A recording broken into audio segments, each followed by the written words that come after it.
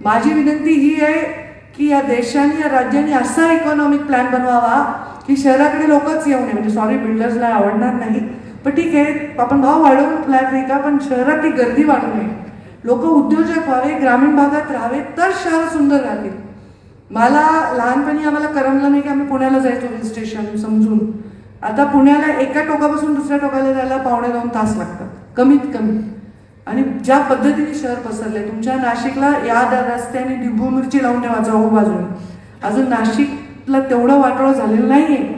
जेवढं कन्स्ट्रक्शन जेवढं म्हणजे वाढलंय शहर, एवढं नाही झालं. थोडं झालंय, आता AC लागायला लागले म्हणल्या देवयानी ते. आता तेव्हा AC लागत नव्हते, आता लागतायत आणि हे ACत पुन्हा प्रदूषण करतायत. मध्ये कोविडमध्ये सगळं बंद होतं ना, तर इतकं छान वाटत होतं, प्रदूषण नव्हतं. पण ऑफकोर्स सगळं बंद राहू शकत नाही. आणि असं 1-2दा वेळा कधी कधी लाईट गेली ना मुंबईची, तर एक क्षण अशी शांती अनुभवायला मिळते कानाला. कारण हा सगळा जनरेटरचा, हा सगळा आपला आवाज जो आहे ना मशीन्सचा, हा खूप असतो. साऊंड पोल्युशन आहे जे कळत नाही आपल्याला किती भयानक आहे. मी तर मायापूरचे नियम जर केले तर मी जगाला सांगू शकते